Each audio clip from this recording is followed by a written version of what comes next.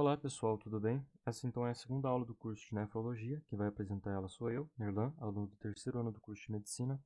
A gente vai abordar sobre os principais diuréticos e como eles funcionam no nosso néfron.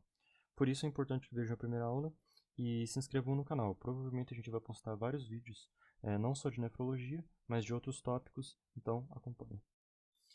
Uma introdução então aos diuréticos. Os diuréticos então eles estão entre os primeiros remédios, medicamentos a serem usados para reduzir a pressão arterial. E essa situação é uma situação recente. A relação da pressão arterial alta com risco cardiovascular é uma coisa que foi estudada em 1948 e 1952 e comprovada pela essa corte de Framingham. Então, desde esse momento a gente começou a entender que é necessário você reduzir a pressão arterial. Um desses mecanismos seria reduzir a volemia, ou seja, tirar o volume sanguíneo. Uma das maneiras de retirar o volume sanguíneo é usando os diuréticos, né? Para entender bem como funcionam os diuréticos, é bom pensar que a maioria dos íons vai ser usado como uma moeda para troca de água. O sódio é o mais importante deles.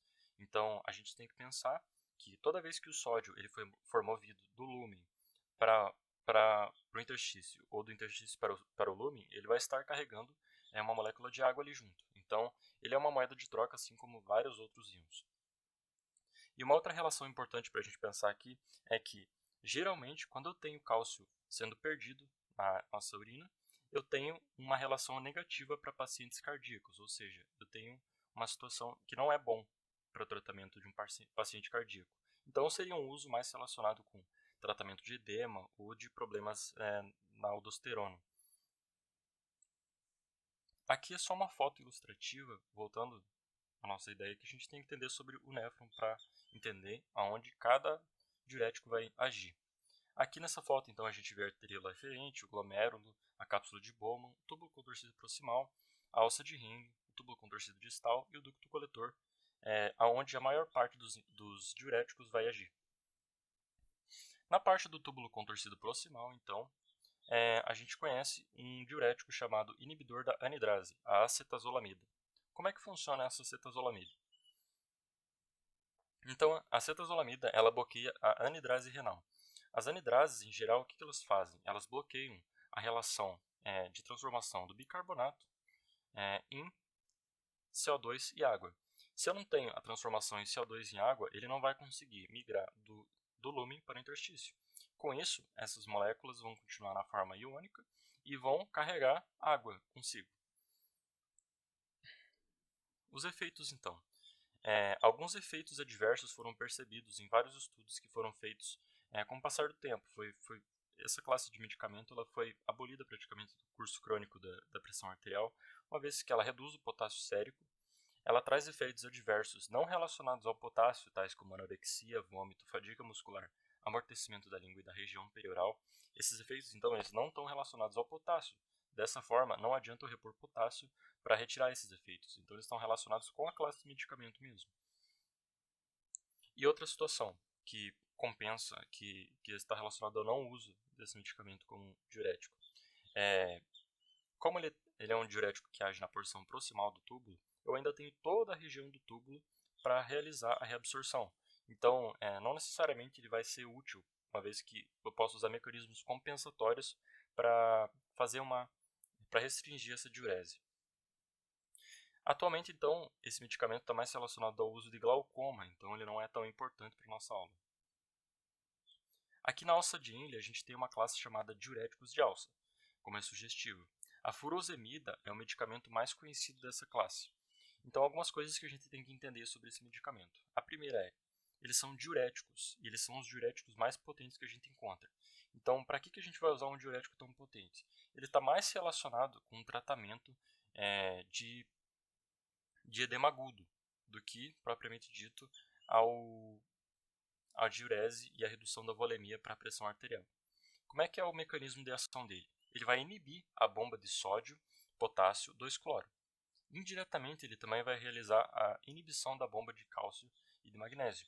Dessa forma, a gente tem que entender que o cálcio vai ser excretado. E se o cálcio vai ser excretado, pacientes cardíacos não fazem um bom uso. Isso não é uma regra, mas é um macete interessante para quem quer estudar o uso desses medicamentos. Então, a recomendação dele é para edema agudo, Para hipercalcemia, ou seja, problemas de aldosteronismo, em que eu tenho um edema agudo e que eu tenho um nível muito alto de cálcio, o que eu vou fazer? É um procedimento padrão você hidratar esse paciente, administrar a furosemida, bifosfonados, que são os medicamentos de uso venoso intramuscular, que eles vão realizar uma ação duradoura de restringir os osteoclastos de retirar a matriz, e a calcitonina, que vai basicamente vai sequestrar o cálcio para os ossos da tireoide. É um hormônio da tireoide, né? Qual que é a contraindicação para o uso da furosemida? Tratamento crônico, ou seja, você não faz tratamento crônico hoje em dia com o uso de furosemida. E tem que tomar cuidado especial com os idosos, uma vez que a reserva fisiológica deles é menor. Então, se eu tenho uma reserva fisiológica menor, usar um diurético pesado pode ser que possa gerar muitos malefícios para esse idoso. Um outro diurético que a gente tem, ele vai atuar então no túbulo contorcido distal, como foi possível analisar antes, e ele é o tiazídico. Os diuréticos tiazídicos, cujo maior representante dele é a hidroclorotiazida. Qual é a potência desse diurético? Uma potência intermediária. Quando a gente pensa em potência intermediária, a gente já começa a pensar em tratamento crônico da hipertensão. Qual que é a ação desse diurético, então? A ação dele vai ser relacionada basicamente à inibição do transportador de sódio e cloro dos túbulos distais. Esses transportadores eles estão relacionados com a reabsorção de apenas 5% do sódio da urina. Então ele não é ele é brando, ele é uma reabsorção muito leve. Então eu não tenho um prejuízo tão grande, uma hiponatremia leve. Porém, eu tenho esse prejuízo na questão do potássio. Eu posso gerar uma hipopotassemia. A hipercalcemia branda. Uma situação que a gente precisa lembrar quando vai usar a hidroclorotiazida é que eu estou perdendo muitas cargas positivas para o lumen. Dessa forma, o interstício ele vai se tornar levemente negativo. Dessa forma, o cálcio do lumen ele tende a ser absorvido nessa região. Isso é importante para várias questões em que eu tenho os níveis séricos de cada íon e eu tenho que entender se a pessoa está usando um diurético, quais são os íons que vai estar reduzido nesse exame sérico. Um outro uso dele, muito interessante, é o uso da hidroclorotiazida associado aos IECAs, ou seja, os inibidores da enzima conversora da angiotensina e os bloqueadores restritos da angiotensina. Qual que vai ser esse uso deles? Vai ser um tratamento basicamente para hipertensão com fator protetivo renal. Por quê?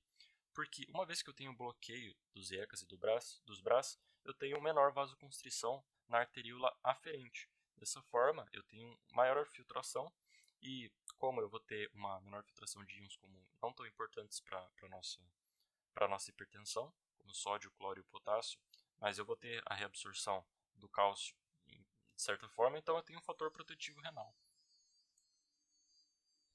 No ducto coletor, então, eu tenho os diuréticos poupadores de potássio.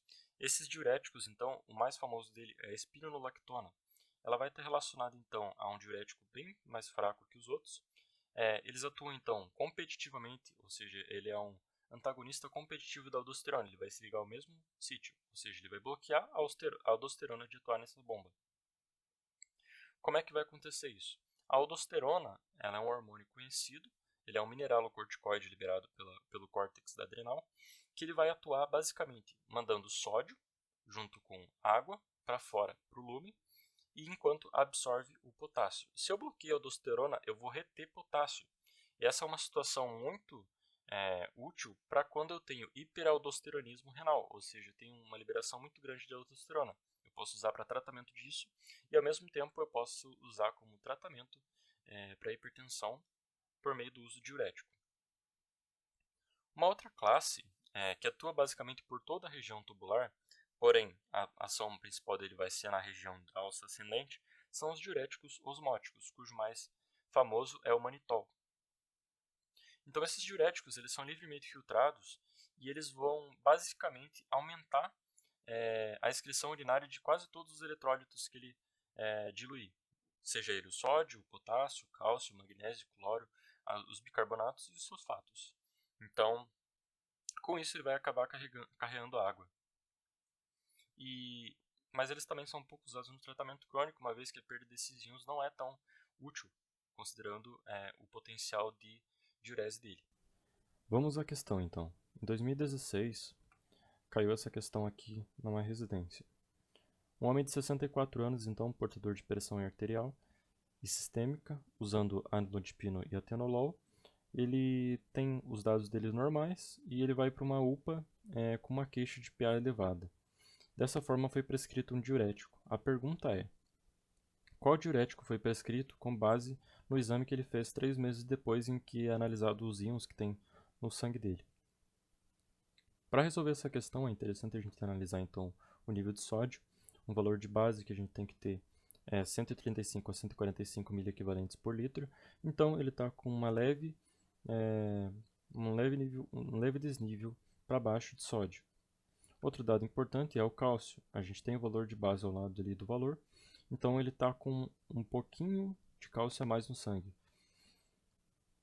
Outro valor interessante para a gente analisar é o pH dele. O pH dele está elevado. Caso a gente não soubesse o valor de base do cálcio, a gente saberia pelo valor do pH que pode ser que tenha um pouco de cálcio mais elevado. E um valor também aqui da questão que é importante a gente observar é o bicarbonato, uma vez que o bicarbonato ele está acima do valor que a questão dá como base. Então, em qual região esse diurético vai estar atuando? A gente sabe que o número 1, ele é o diurético que atua na anidrase carbônica. Se ele é um diurético que atua na anidrase carbônica, o nível sérico de bicarbonato deveria ser abaixo, e no caso está acima. Já no antagonismo aqui no item 4, a gente teria então que ter um valor alto de potássio, que está também um potássio abaixo do valor normal.